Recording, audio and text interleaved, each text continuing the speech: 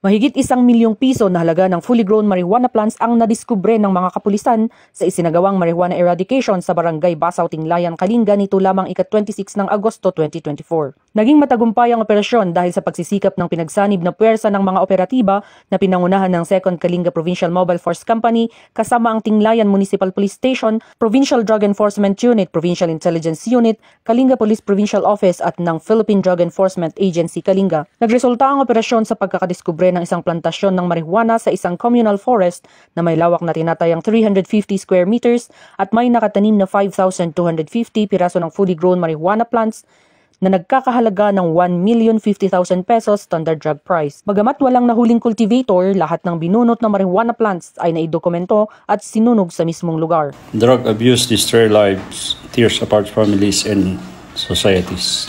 Marami pang masamang naidudulot ng paggamit ng pinagpabawal na gamot na ito. Isa dito ay ang pagkasira sa matinong pag-iisip. Pakiusap namin mga kapulisan sa mga taong nagtatanim ng mga marijuanang ito, sana po tigilan natin ito para wala na pong buhay at pamilya ang masira.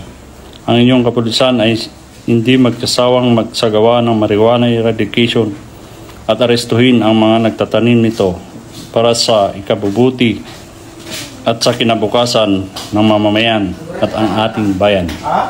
Mula dito sa La Trinidad, Benguet, ako ang inyong PNN correspondent, Patrolwoman Digman, alagad ng batas, tagataguyod ng Balitang Pulis.